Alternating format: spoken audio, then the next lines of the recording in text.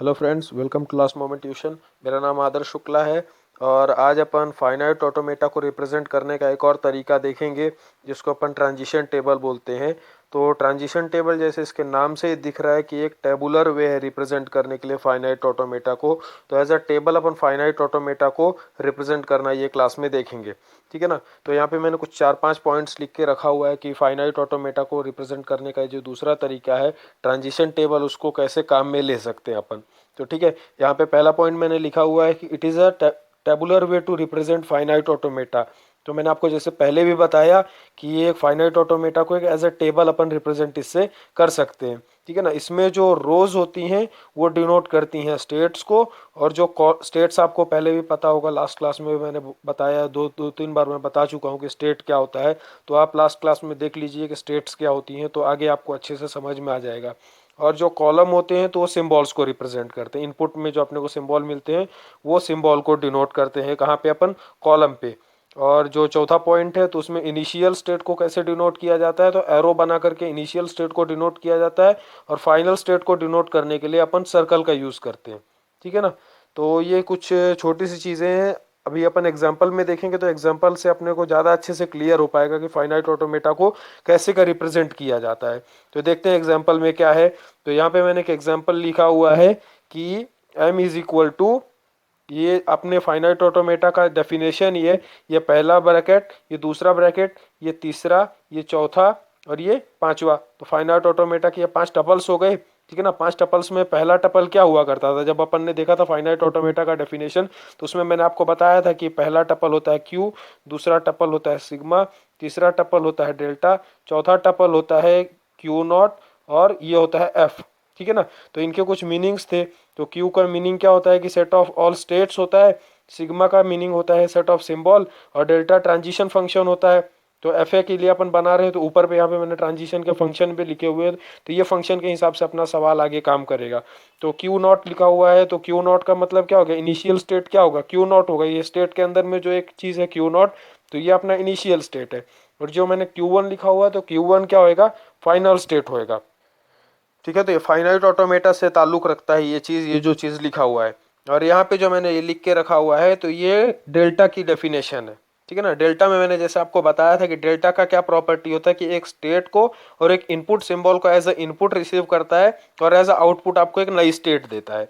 वही चीज़ यहाँ पे लिखी हुई है कि डेल्टा का ये जो फंक्शन बनाया हुआ है, तो यहाँ पे जैसे मैंने लिखा हुआ है कि क्यू, ये जो अपना ये स्टेट्स है, तो स्टेट्स अपने पास में क्या क्या है, क्यू नॉट है, क्यू वन है, क्यू टू है, और इनपुट सिंबल है 0 और 1।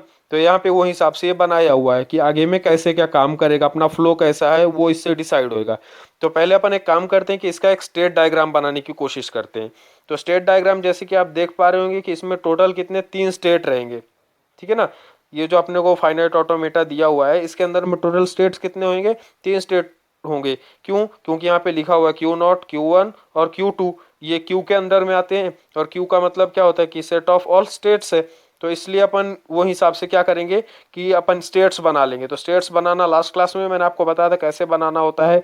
तो ये क्यू वन लिख दिया, इसको सर्कल कर दिया, तो ये एक स्टेट हो जाता है, ठीक है ना। टोटल अपने को कितने बनाने, 3 बनाने। तो आपकी मर्जी, आप जैसा चाहे वैसा बना सकते हैं, हॉरिजॉन्टल बनाए वर्टिकल बनाए उससे कोई फर्क नहीं पड़ता है। फिर Q1 नाम का एक स्टेट मैंने बना दिया, और फिर मैंने यहाँ पे एक क्या बना रहा हूँ, मैं एक और स्टेट बना रहा हूँ, सॉरी ये Q0 होगा, ये Q1 होगा, और ये Q2 होगा, ठीक है। आप शायद समझ पा रहे होंगे। अब आगे अपनी डेफिनेशन क्या कहती है कि सिग्मा की वैल्यू, जो लैंग्वेज की वैल्यू ए, जो सिंबल्स होंगे तो वो 0 और 1 होंगे, इससे तो अभी अपने को कोई मतलब नहीं है। डेल्टा का डेफिनेशन यहाँ पे लिखा हुआ है, तो डेल्टा से भी अभी अपने को कोई मतलब नहीं है। ये जो क्यू नॉट लिखा हुआ है, तो क्यू नॉट से अपने को अभी मतलब है, क्योंकि क्यू नॉट का मतलब क्या होता है कि ये स्टार्टिंग स्टेट को डिनोट करता है। तो स्टार्टिंग स्टेट यहाँ पे क्या है, मतलब Q0 स्टार्टिंग स्टेट है।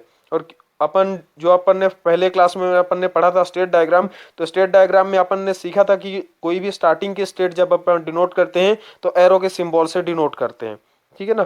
तो ये मैंने एक एरो का सिंबल बनाया और इससे ये बात फिक्स हो गई कि ये क्या है, एक स्टार्टिंग स्टेट है।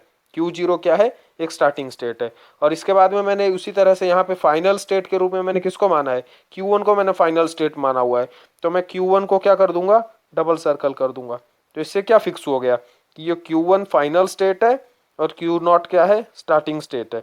मतलब जो अपना फ्लो है तो यहाँ से यहाँ पे जाएगा, मतलब एंडिंग अपने स्ट्रिंग की यहाँ पे होगी। अभी इसके अंदर में अपने को बताया हुआ है कि डेल्टा कैसे कैसे का अपने को यूज करना है। तो यहाँ पे क्या लिखा हुआ है, Q0 to 0 अल्फाबेट का यूज करके अपने को कहाँ पे जाना है, Q2 पे जाना है।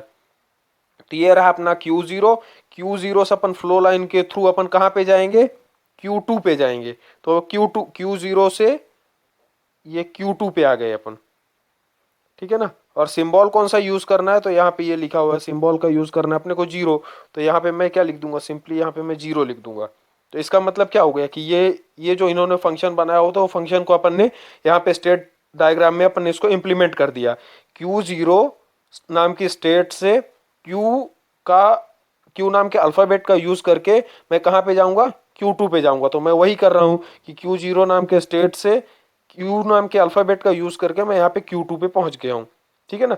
अब इसके बाद में अगला क्या बोल रहे हैं ये लोग, Q0 पे 1 का यूज करके मैं Q0 पे रहूंगा, ठीक है ना। तो ये सेल्फ लूप बनेगा। आपने देखा था कि कहीं पे ये क्या है, Q0 से ही आ रहा है और Q0 पे ही जा रहा है। तो ये क्या होगा, एक टाइप का सेल्फ लूप बनेगा। तो Q0 पे क्या बन जाएगा, एक सेल्फ लूप बन जाएगा।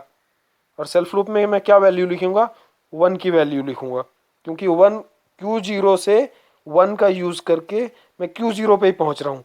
तो Q0 का यूज करके मैं 1 से Q0 पे ही पहुंच पा रहा हूँ, ठीक है। तो थर्ड अपने पास में क्या फंक्शन है, Q1 से मैं 0 का यूज करके मैं Q1 पे ही रहूंगा। अब ये देखो, आप ये चीज आप मैच करो ना, अगर सेम सेम चीज अगर इनिशियल अगर फंक्शन में अगर इनपुट में भी एक ही चीज है और आउटपुट में एक ही चीज है तो मतलब वो सेल्फ लूप बनाएगा। तो Q1 पे से Q1 पे ही जा रहा हूं मैं, मतलब सेल्फ लूप कहाँ पे बनेगा, Q1 पे बन जाएगा। और इनपुट सिंबल क्या है, 0। तो सिंपली इसको सेल्फ लूप बना दो और साथ में 0 लिख दो, ठीक है ना। अगला क्या है कि डेल्टा क्या है, Q1 से 1 मिलने पे मैं Q1 पे ही रहूंगा। अब सेम चीज वापस हो रही है, यहाँ पे इनपुट में भी Q1 है, आउटपुट में भी Q1 है। तो मैं वापस से सेल्फ लूप इसमें नहीं बनाऊंगा, यहीं पे मैं कॉमा करके लिख दूंगा, है ना। कॉमा करके लिख देना, वापस से आप सेल्फ लूप नहीं बनाएंगे, नहीं तो पूरा रंगोली हो जाएगा, ठीक है ना। ऐसा करना है इसको, समझ रहे हैं आप। फिर अगला अपने पास में फंक्शन क्या है, Q2 नाम का एक फंक्शन है। ये Q2 में अगर मेरे को 0 मिलता है तो मैं कहाँ पे जाऊंगा, Q2 पे भी सेम चीज यहाँ पे वापस हो रही है, Q2। तो मैं क्या करूंगा, Q2 के ऊपर मैं एक सेल्फ लूप बना दूंगा, ठीक है ना। ये सेल्फ लूप बन गई। वैल्यू मेरे को क्या लिखनी है, तो जो अल्फाबेट की वैल्यू होगी वो लिख दूंगा मैं। यहाँ पे 0 अल्फाबेट की वैल्यू थी, ये वैल्यू 0 है, ठीक है ना। ये समझ पा रहे होंगे आप शायद। अभी यहाँ पे क्या है, तो एक और यहाँ पे लिखा हुआ है कि डेल्टा से मैं Q2 पे जब भी मेरे को मिलेगा, Q2 पे मेरे को क्या मिलेगा, 1 मिलेगा। तो मैं कहाँ पे जाऊंगा, Q1 पे जाऊंगा। तो Q2 से जब मेरे को 1 मिलेगा तो मैं Q1 पे जाऊंगा। तो Q2 से मेरे को जाना कहाँ है, Q1 पे। तो Q2 से Q1 पे चला गया, क्या मिलने पे जाना है, तो 1 मिलने पे जाना है, ठीक है। ये लाइन थोड़ी गलत हो गई, इसको आप इग्नोर कर दें, ठीक है। तो आप समझ पा रहे होंगे। तो ये ऐसा क्या बनता है, ये स्टेट डायग्राम है, ठीक है ना बॉस। ये स्टेट डायग्राम होता है, आप ध्यान से समझ लीजिए इसको, ये स्टेट डायग्राम होता है। अभी स्टेट डायग्राम के बाद में अपन, जैसे कि अभी अपन ने ट्रांजिशन टेबल पढ़ा है, तो ये ट्रांजिशन टेबल भी इसी एग्जांपल पे मैं ट्रांजिशन टेबल भी आपको बना करके दिखाऊंगा, ठीक है ना। तो ट्रांजिशन टेबल क्या होता है, टेबुलर वे होता है रिप्रेजेंट करने का। तो इसमें अपन क्या बनाते हैं, रो और कॉलम बनाएंगे, टेबल बनाएंगे, ठीक है ना। तो ट्रांजिशन टेबल आप देखिए, ऐसे बनाने का तरीका ये होता है, एक वर्टिकल लाइन खींच दीजिए, एक हॉरिजॉन्टल लाइन खींच दीजिए और बीच में यहाँ पे डेल्टा लिखना है, ठीक है। ये डेल्टा लिख दिया।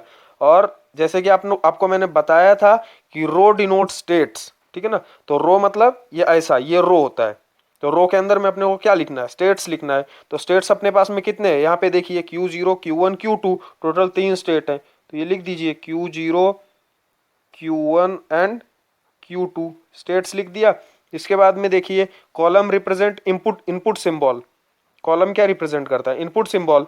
तो यहाँ पे अपने पास में इनपुट सिंबल के रूप में क्या है, तो इनपुट सिंबल अपने पास में है 0 और 1। तो मैं यहाँ पे एक बार 0 लिख दूंगा, यहाँ पे एक बार मैं 1 लिख दूंगा, ठीक है। क्लियर होगा आपको शायद, ठीक है ना। ये 0 हो गया, ये 1 हो गया। अभी इसके बाद में यहाँ पे अपने पास में क्या है, इनिशियल स्टेट को कैसे डिनोट करते हैं, तो इनिशियल स्टेट को डिनोट करने के लिए अपन एरो बनाते हैं।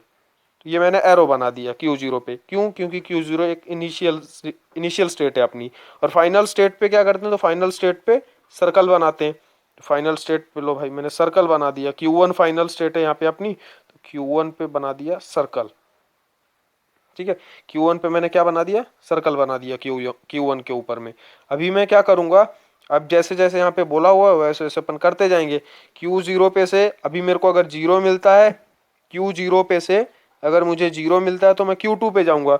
तो यहाँ पे मैं देखूंगा Q0 टू 0, मेरे को क्या लिखना है, अंदर पे क्या लिखना है, Q1 लिखना है। क्यों, क्योंकि यहाँ पे देख लीजिए Q0 टू 0 जाने पे, सॉरी यहाँ पे Q2 है, तो मुझे क्या मिलेगा, Q2 मिलेगा। ठीक है, इसके बाद में क्या है, Q0 से 1 मिलने पे मैं कहाँ पे जाऊंगा, Q0 पे ही जाऊंगा। तो Q0 से 1 मिलने पे मैं कहाँ पे जाऊंगा, Q0 पे ही रहूंगा। ठीक है, फिर बाद में क्या है, Q1 पे से 0 मिलने पे मैं Q1 पे ही रहूंगा। तो Q1 पे 0 मिलने पे मैं Q1 पे ही रहूंगा। फिर Q1 पे से 1 मिलने पे मैं Q1 पे 1 मिलने पे भी मैं Q1 पे ही रहूंगा। तो ये Q1 हो गया।